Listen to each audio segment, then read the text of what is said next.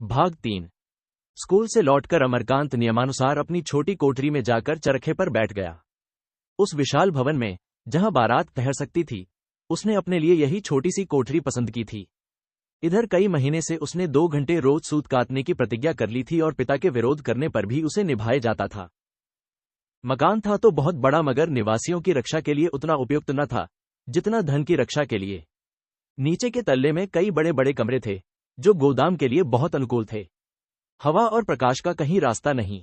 जिस रास्ते से हवा और प्रकाश आ सकता है, उसी रास्ते से चोर भी तो आ सकता है। चोर की शंका उसकी एक एक ईंट से टपकती थी। ऊपर के दोनों तल्ले हवादार और खुले हुए थे। भोजन नीचे बनता था, सोना बैठना ऊपर होता था।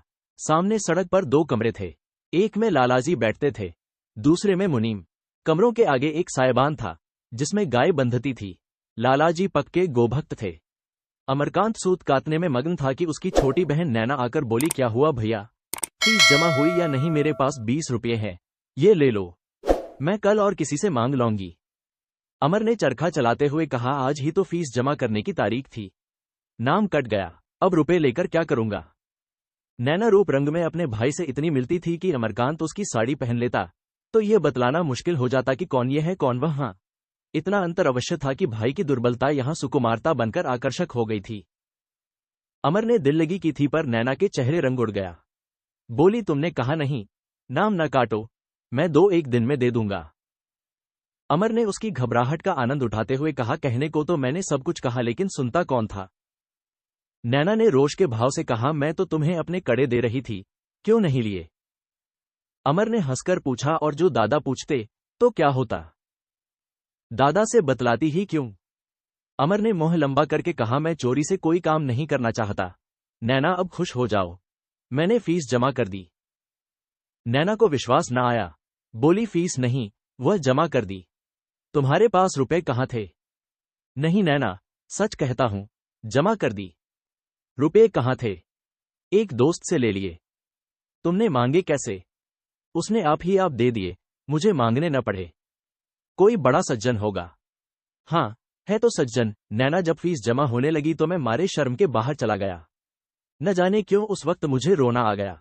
सोचता था, मैं ऐसा गया बीता हूं कि मेरे पास 40 रुपए नहीं। वह मित्र जरा देर में मुझे बुलाने आया। मेरी आंखें लाल थीं। समझ गया, तुरंत जाकर फीस जमा कर दी। तुमने कहां पाए ये 20 रुपये? यह न बताऊंगी। नैना ने भाग जाना चाहा। 12 बरस की यह लज्जाशील बालिका एक साथ ही सरल भी थी और चतुर भी। उसे टफना सहज न था, उससे अपनी चिंताओं को छिपाना कठिन था। अमर ने लपक कर उसका हाथ पकड़ लिया और बोला, जब तक बताओगी नहीं, मैं जाने न दूंगा। किसी से कहूंगा नहीं, सच कहता हूं। नैना झेपती हुई बोली, दादा से लिए। अमरकांत ने बेदिली के साथ कहा, तुमने उनसे नाहक मांगे। नैना, जब उन्होंने मुझे इतनी निर्दयता से दुत्कार दिया तो मैं नहीं चाहता कि उनसे एक पैसा भी मांगूं। मैंने तो समझा था तुम्हारे पास कहीं पड़े होंगे। अगर मैं जानता कि तुम भी दादा से ही मांगोगी तो साफ कह देता, मुझे रुपए की जरूरत नहीं। दादा क्या बोले? नैना सजल नेत्र होकर बोली, बोले तो नहीं, यही कहते रहे कि करना धरना तो कुछ नहीं, रोज रुपए चाहिए, कभी फीस, कभी किताब, कभी चंदा। फिर मुनिम जी से कहा, 20 रुपए दे दो, 20 रुपए फिर देना। अमर ने उत्तेजित होकर कहा, तुम रुपए लौटा देना, मुझे नहीं चाहिए। नैना सिसक सिसक कर रोने लगी। अमरकांत ने रुपये जमीन पर फेंक दिए थे और वह सारी कोठरी में बिखरे पड़े थे। दोनों में से एक भी चुनने का नाम न लेता था। सहसा लाला समरकांत आकर द्वार पर खड़े हो गए। नैना की सिसकियां बंद हो गईं और अमरकांत मानो तलवार की चोट खाने के लिए अपने मन को तैयार करने लगा। लाला, जो दोहरे बदन के दीर्घकाय मनुष्य थे, सिर से पांव तक सेठ वही खलौट मस्तक, वही फूले हुए कपोल, वही निकली हुई तोंद। मुख पर संयम का तेज था, जिसमें स्वार्थ की गहरी झलक मिली हुई थी। कठोर स्वर में बोले, चरखा चला रहा है, इतनी देर में कितना सूत काता होगा? 2-4 रुपए का। अमरकांत ने गर्व से कहा, चरखा रुपए के लिए नहीं चलाया जाता। और किस लिए चलाया जाता है? यह आत्मशुद्धि का एक साधन है। समरकांत के घाव पर जैसे नमक पड़ गया। बोले, यह आज नई बात मालूम हुई। तब तो तुम्हारे ऋषि होने में कोई संदेह नहीं रहा, मगर साधन के साथ कुछ घर गृहस्थी का काम भी देखना होता है। दिन भर स्कूल में रहो, वहां से लौटो तो चरखे पर बैठो, रात को तुम्हारी स्त्री पाठशाला खुले, संध्या समय जलसे हों, तो घर का धंधा कौन करे? मैं बैल नहीं हूं, तुम ही लोगों के लिए इस जंजाल में फंसा हुआ हूं, अपने ऊपर लाद न ले जाऊंगा। तुम्हें कुछ तो मेरी मदद करनी चाहिए। बड़े नीतिवान बनते हो। क्या यह नीति है कि बूढ़ा बाप मरा करे और जवान बेटा उसकी बात भी न पूछे? अमरकांत ने उद्धता से कहा, मैं तो आपसे बार बार कह चुका, आप मेरे लिए कुछ न करें। मुझे धन की जरूरत नहीं। आपकी भी वृद्धावस्था है। शांतचित्त होकर भगवत भजन कीजिए। समरकांत तीखे शब्दों में बोले, धन न रहेगा लाला तो भीख मांगोगे, यूं चैन से बैठकर चरखा न चलाओगे। ये तो न होगा, मेरी कुछ मदद करो। पुरुषार्थहीन मनुष्यों की तरह कहने लगे, मुझे धन की जरूरत नहीं। कौन है जिसे धन की जरूरत नहीं? साधु सन्यासी तक तो पैसों पर प्राण देते हैं। धन बड़े पुरुषार्थ से मिलता है। जिसमें पुरुषार्थ नहीं, वह क्या धन कमाएगा? बड़े बड़े तो धन की उपेक्षा कर ही नहीं सकते। तुम किस खेत की मूली हो? अमर ने उसी वितंडा भाव से कहा, संसार धन के लिए प्राण दे, मुझे धन की इच्छा नहीं। एक मजूर भी धर्म और आत्मा की रक्षा करते हुए जीवन का निर्वाह कर सकता है। कम से कम मैं अपने जीवन में इसकी परीक्षा करना चाहता हूं। लालाजी को वाद विवाद का अवकाश न था। हारकर बोले, अच्छा बाबा, कर लो खूब जी भरकर परीक्षा, लेकिन रोज रोज रुपए के लिए मेरा सिर न खाया करो। मैं अपनी गाड़ी कमाई तुम्हारे व्यसन के लिए नहीं लुटाना चाहता। लालाजी चले गए। नैना कहीं एकांत में जाकर खूब रोना चाहती थी पर हिल न सकती थी और अमरकांत ऐसा विरक्त हो रहा था मानो जीवन उसे भार हो रहा है। उसी वक्त महरी ने ऊपर से आकर कहा, भैया तुम्हें बहूजी बुला रही है। अमरकांत ने बिगड़कर कहा, जा कह दे, फुर्सत नहीं है, चली वहां से बहूजी बुला रही है। लेकिन जब महरी लौटने लगी तो उसने अपने तीखेपन पर लज्जित होकर कहा, मैंने तुम्हें कुछ नहीं कहा है, सिल्लो कह दो, अभी आता हूं। तुम्हारी रानी जी क्या कर रही है? सिल्लो का पूरा नाम था कौशल्या। शीतला में पति, पुत्र और एक आंख जाती रही थी, तब से विक्षिप्त सी हो गई थी। रोने की बात पर हंसती, हंसने की बात पर रोती। घर के और सभी प्राणी, यहां तक कि नौकर चाकर तक उसे डांटते रहते थे। केवल अमरकांत उसे मनुष्य समझता था। कुछ स्वस्थ होकर बोली, बैठी कुछ लिख रही हैं। लालाजी चीखते थे, इसी से तुम्हें बुला भेजा। अमर जैसे गिर पड़ने के बाद गर्द झाड़ता हुआ प्रसन्न मुख ऊपर चला। सुखदा अपने कमरे के द्वार पर खड़ी थी। बोली, तुम्हारे तो दर्शन ही दुर्लभ हो जाते हैं। स्कूल से आकर चरखा ले बैठते हो। क्यों नहीं मुझे घर भेज देते? जब मेरी जरूरत समझना, बुला भेजना। अब की आए मुझे 6 महीने हुए, मियाद पूरी हो गई, अब तो रिहाई हो जानी चाहिए। ये कहते हुए उसने एक तश्तरी में कुछ नमकीन और कुछ मिठाई लाकर मेज पर रख दी और अमर का हाथ पकड़ कमरे में ले जाकर कुर्सी पर बैठा दिया। यह कमरा और सब कमरों से बड़ा, हवादार और सुसज्जित था। दरी का गर्श था, उस पर करीने से कई गद्देदार और सादी कुर्सियां लगी हुई थीं।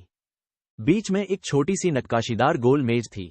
शीशे की अलमारियों में सजल्द पुस्तकें सजी हुई थीं। आलों पर तरह तरह के खिलौने रखे हुए थे। एक कोने में मेज पर हारमोनियम रखा हुआ था। दीवारों पर धुरंधर, रवि वर्मा और कई चित्रकारों की तस्वीरें शोभा दे रही थीं।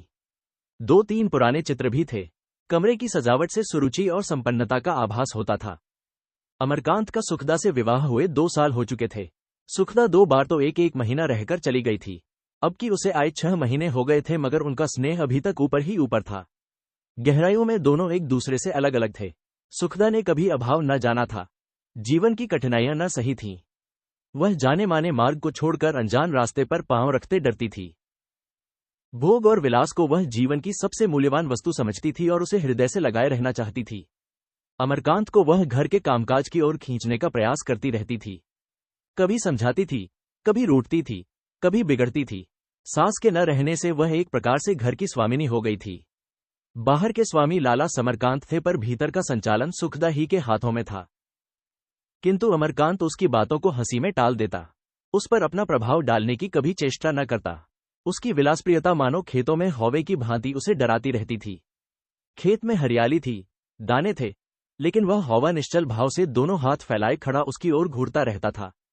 अपनी आशा और दुराशा, हार और जीत को वह सुखदा से बुराई की भांति छिपाता था।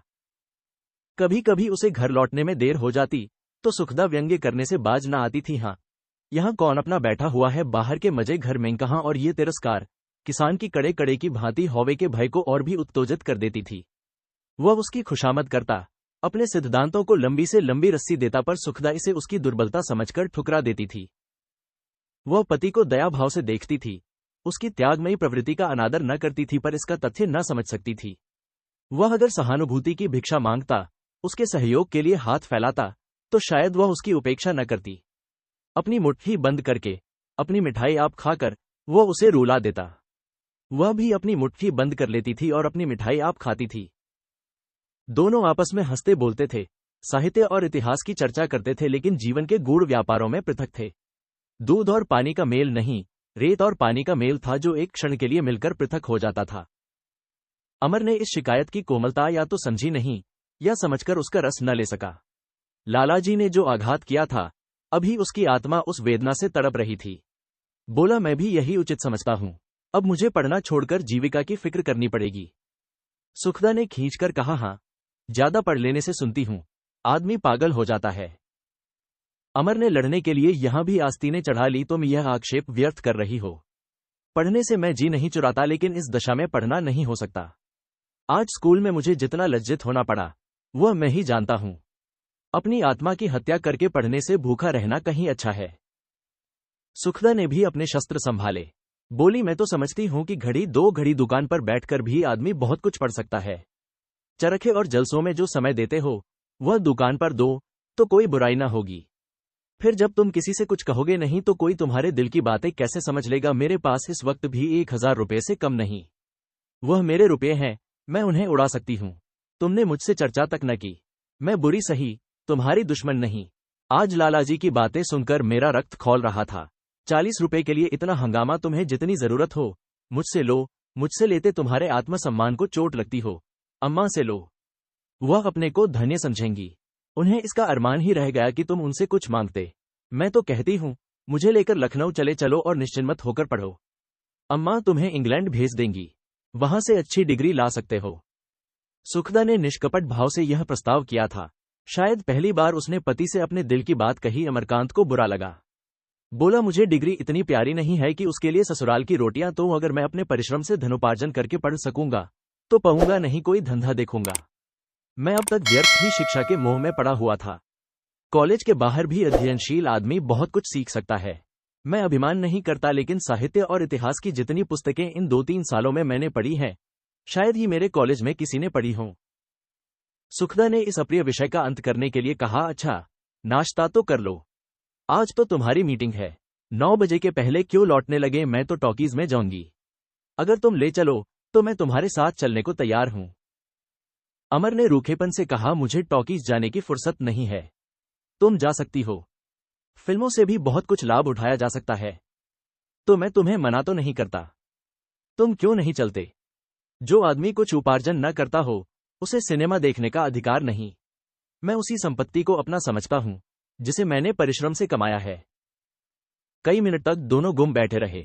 जब अमर जलपान करके उठा तो सुखदा ने सप्रेम आग्रह से कहा, कल से संध्या समय दुकान पर बैठा करो।